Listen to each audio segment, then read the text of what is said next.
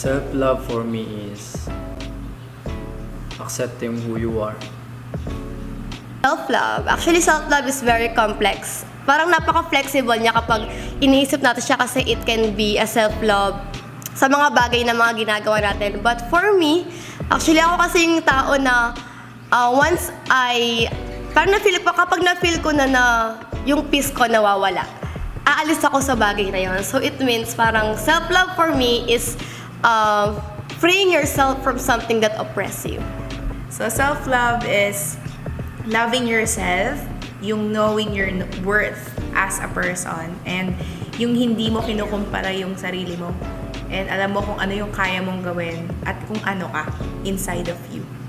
So for me, self-love is giving value to yourself by letting yourself grow.